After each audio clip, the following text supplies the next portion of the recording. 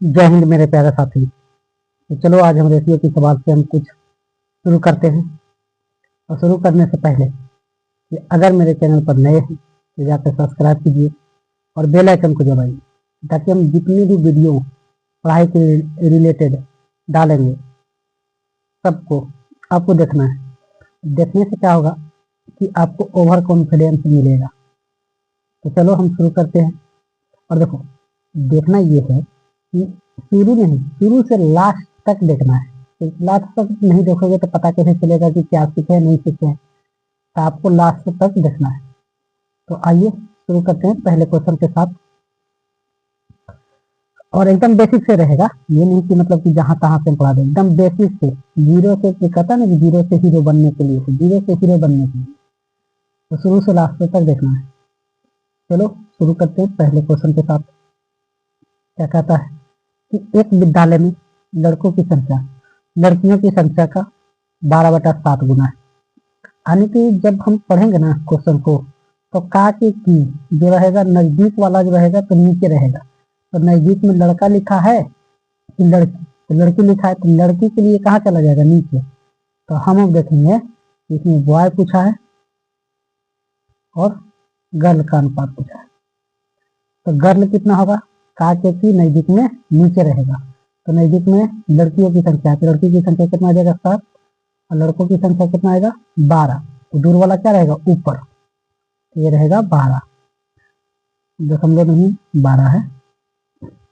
चलो, तो 12/7 मिल गया। तो हमसे पूछा क्या, लड़कों तथा लड़कियों की संख्या का अनुपात। 12/7 हो गया। अब आते हैं दूसरे क्वेश्चन में।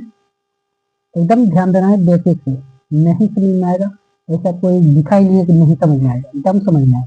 तो ये ध्यान से देखते रहना। दूसरा सवाल, एक छात्रावास में लड़कियों की संख्या पूरे संख्या का, यानी पूरे विद्यार्थियों की कुल संख्या का जो है तो कितना, 3/11 है। यानी कि इसमें से कहता है कि टोटल विद्यार्थी, टोटल होगा और लड़का होगा और लड़की होगा। तो ये पूरा विद्यार्थी बोला है, पूरा, यानी कि का के की नजदीक में रहेगा नीचे वाला भाग। तो पूरे विद्यार्थी कितना है, 11, जिसमें से लड़की, लड़की तो दूर में लिखा हुआ है, तो लड़कियों की संख्या कितना है, ऊपर वाला रहता है दूर में। तो कितना हो जाएगा, 3। तब टोटल 11 है, तो 11 में से घटा दो कितना, 3। कितना निकल जाएगा, 8/3। तो हमको लड़कों लड़कियों के अनुपात कितना आ जाएगा, 8/3। चलो तो आगे बढ़ते हैं। देखो समझ में आ रहा है ये भी बताना है, अगर समझ में आ रहा है तो कमेंट में लिखते जाना। चलो आगे बढ़ते हैं। एक फल की टोकरी में आम तथा सेब रखे गए। इसमें से आम की संख्या टोकरी में रखे कुल फलों का, देखो कुल फलों का, और का के की बताए हैं, कुल वाला रहेगा नीचे, का के की नजदीक में नीचे रहेगा। तो ये रहेगा कुल फल। कुल फल कितना है, कुल फल देखे तो 12 है, जिसमें से आम कितना है, आम आम कितना रहेगा, 5। और क्या है, सेब, सेब कितना है, 12 में से 5 घटा दो, 12 में से 5 घटा दे तो कितना निकल के आएगा, 7। यानी कि 5 निकल गया 7। तो पूछा क्या है हमसे, आम तथा सेब। तो आम पहला है और सेब दूसरा है, तो 5/7 हो जाएगा। अगर सेब या आम पूछता कि सेब और आम बताइए, तो पहले सेब कितना है, इसमें से सेब है 7 और आम कितना है, 5। तो उल्टा जवाब दे देते, लेकिन हमको तो पूछा है आम और सेब, तो आम में तो सेब ही निकाले हैं। तो आंसर 5/7 हो गया 7। अब बता बाबू कि समझ में आ रहा है कि नहीं आ रहा है। तुम लोग क्या बोलता है कि मैथ बहुत हार्ड है, समझ में नहीं आता है, ऐसा कुछ नहीं। ध्यान से केवल देखते जाना एकदम लास्ट तक, अंतिम तक नहीं देखोगे तो पता कैसे चलेगा। अब ये कहता है कि दूध तथा पानी के मिश्रण में पानी की मात्रा पूरे दूध की मात्रा का, तो बताओ इसमें से पूरे दूध की मात्रा। तो पूरा दूध कितना है, का के की नजदीक पहलू नीचे। तो बताओ दूध कितना है, दूध यानी कि ये हो गया मिल्क और वाटर। तो मिल्क कितना होगा 13 और वाटर कितना रहेगा 7। तो 13:7 किसमें है, इसमें हमसे पूछा भी तो है दूध और पानी, तो दूध पानी ही निकाले। तो 13:7 हो गया आंसर बी में। आगे बढ़े।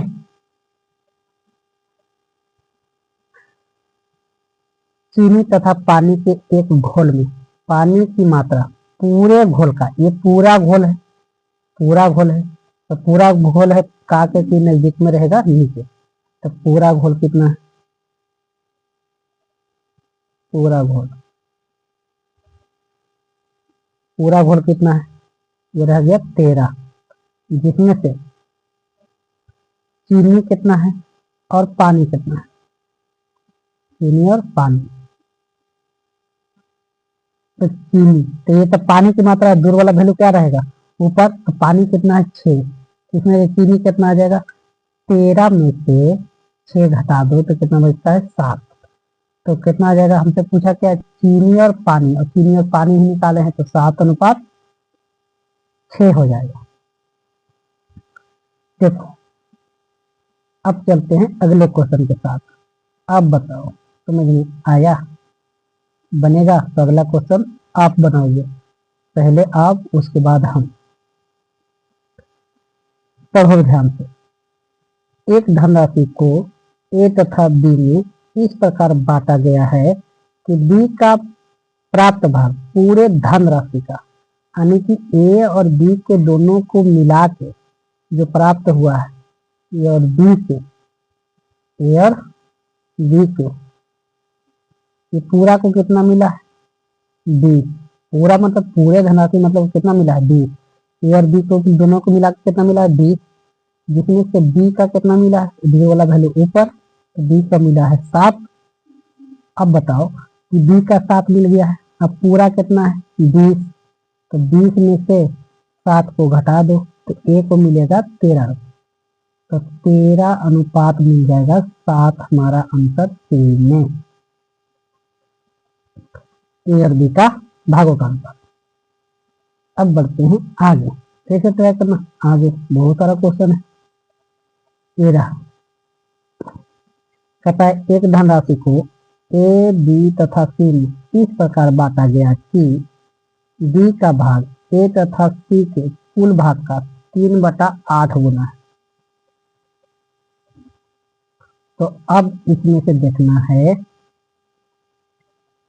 कि देखो बी का भाग जो है ए तथा सी के कुल भाग का, यानी कि ये जो है बी का और ए और सी को मिला के दिया है, तो कितना निकालना है, ए और सी का भाग कितना है, का के की पता है कि नजदीक में नीचे होता है, तो ए और सी का दोनों को मिला के 8 हो गया। अब दूर वाला जो वैल्यू रहता है ऊपर, ऊपर में कौन लिखा है दूर में बी, तो बी के लिए कितना आ जाएगा 3। तो हमसे पूछा भी ऐसे ही बी अनुपात ए प्लस सी, तो बी अनुपात ए प्लस सी किसमें है, ए में है। अब बढ़ते हैं अगला सवाल 8 नंबर क्वेश्चन। अब बताओ इसमें क्या आएगा आंसर। रीना की वर्तमान आयु उसके विवाह के समय के आयु का, विवाह के समय कितना आयु था इसका, जो विवाह हो रहा था तो कितना 4 विवाह के समय, विवाह के समय। और ये बोलता है क्या अभी वाला आयु, विवाह के समय कितना था 4 और वर्तमान में अभी कितना है, ये वर्तमान लिख सकते हो, ठीक। वर्तमान में कितना है 7। तो हमसे पूछा क्या है कि वर्तमान आयु तथा विवाह के समय के आयु का अनुपात, तो वर्तमान आयु और विवाह के समय के आयु का अनुपात भी निकाले हैं, तो कितना आ जाएगा 7:4 आ जाएगा, आंसर हो जाएगा डी नंबर। अब बढ़ो आगे के क्वेश्चन की ओर। 9 नंबर सवाल। एक कलम की विक्रय मूल्य उसके क्रय मूल्य का 4/3 गुना है। तब देखो क्रय मूल्य विक्रय मूल्य नहीं है, इसमें हमको रेशियो से बनाना है कि क्रय मूल कितना है, कहता है कि क्रय मूल का 4/3, तो का के की का लगा हुआ है इसमें क्रय मूल में, तो का के की नजदीक में नीचे, तो ये रह गया एसपी और सीपी। तो सीपी कितना है 3, एसपी कितना है 4, क्योंकि का के की नजदीक में नीचे और दूर वाला वैल्यू ऊपर, तो अब ये रह गया एसपी कितना आ गया 4, सीपी कितना आ गया 3। तुमसे पूछा क्या कि क्रय मूल तथा विक्रय मूल, हमसे पूछा है सीपी और एसपी का अनुपात, सीपी कितना आया 3, एसपी कितना आया 4, तो 3:4 इसमें आंसर आ जाएगा बी नंबर में। अब आगे बढ़ते हैं हम 10 नंबर के सवाल की ओर। अब देखो 10 नंबर क्या कहता है, एक निश्चित यानी कि एक वस्तु का निश्चित मूल्य उसके विक्रय मूल्य का 13/7 गुना है। तो हमसे पूछा क्या है कि निश्चित मूल्य तथा विक्रय मूल्य, इसमें हम देखना है कि विक्रय मूल्य का किसमें लगा, विक्रय मूल्य, तो का के की नजदीक में रहेगा नीचे वाला वैल्यू, तो विक्रय मूल्य कितना आ जाएगा 7, और निश्चित मूल्य कितना आ जाएगा, इन दोनों में अनुपात निकलना है, तो निश्चित मूल्य आ गया 13, तो 13 अनुपात कितना निकल जाएगा 7। आंसर कितने ए में, ए हो जाएगा आंसर। अब बढ़ते हैं आगे, क्वेश्चन नंबर 11 कहता है राम की आयु श्याम की आयु का 5/4 गुना है। तो श्याम की आयु कितना होगा, क्योंकि का लगा है श्याम में, तो श्याम की आयु को वाला नीचे वाला वैल्यू, तो श्याम की आयु और राम की आयु, तो श्याम की आयु कितना रहेगा 4, राम का कितना 5। तो हमसे पूछा क्या है कि राम तथा श्याम, पूछा भी ऐसे ही है राम तथा श्याम, तो हम निकालेंगे आंसर ए नंबर। हो गया कंप्लीट। अब बताओ क्या समझ में आया, जवाब में लिखो कि हाँ या नहीं। अब इतने इतने हल्के हल्के क्वेश्चन कराएंगे तो समझ में तो आएगा ही आएगा। आगे बढ़ते हैं हम 12 नंबर सवाल की ओर। तो एक धनराशि को ए तथा बी में इस प्रकार बांटे गए हैं कि बी का भाग बी तथा ए के कुल भाग का 3/7 गुना प्राप्त होता है। तो ए तथा बी में जो मिला के बांटा गया है और ए का और बी का अनुपात पूछा है, तो कहता है ए तथा बी यानी कि बी का जो भाग है ए बी तथा ए के कुल भाग का, अब इसमें कुल लगा हुआ है तो ए तथा बी कुल भाग कितना है 7, नीचे वाला वैल्यू 7 लिख देते हैं टोटल, जिसमें से दूर वाला वैल्यू रहता है ऊपर, दूर वाला वैल्यू किसका है ये 3 किसका है बी का, तो हमको ए का वैल्यू कितना आ गया टोटल में से घटा दो, इसमें से 7 में से 3 घटा देंगे तो 4 मिलेगा, 4:7 आ जाएगा 3, आंसर डी में। केवल आंसर नहीं बताना है, बनाना भी है। आप लोग केवल आंसर बताते जा रहे हैं, बना के देखो।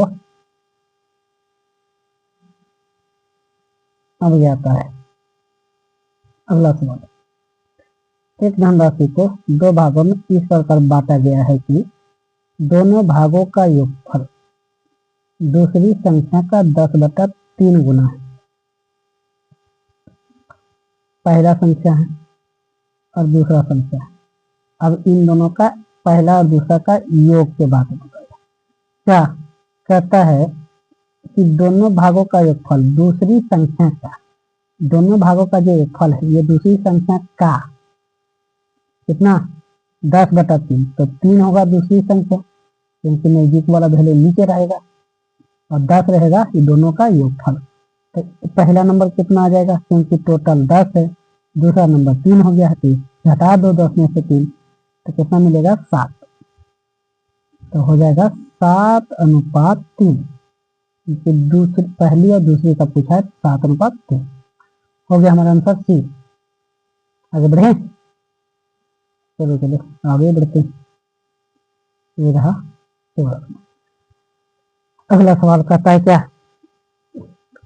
कि जब किसी संख्या में उस संख्या का 1/5 जोड़ा जाता है, मतलब कि वह संख्या, जैसे कि कह दे कि वह संख्या मूल संख्या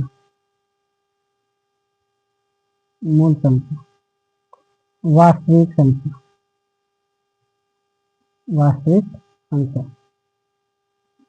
प्राकृतिक संख्या,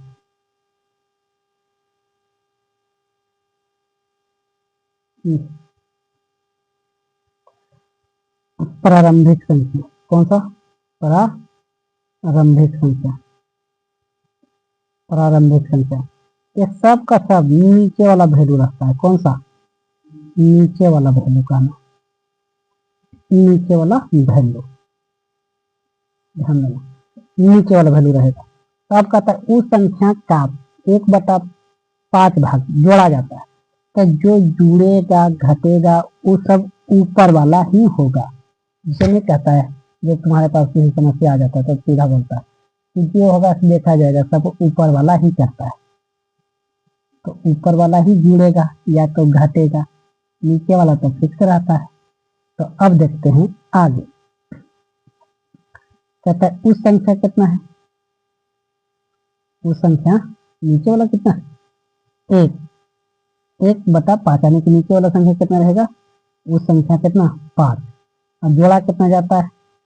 तो मूल संख्या बोलो या तो उस संख्या बोलो, हम तो बता देंगे। मूल संख्या, वह संख्या, प्राकृतिक संख्या, प्रारंभिक संख्या, सब कितना रहेगा? नीचे वाला। अब जोड़ के नया संख्या कौन सा बनाया है?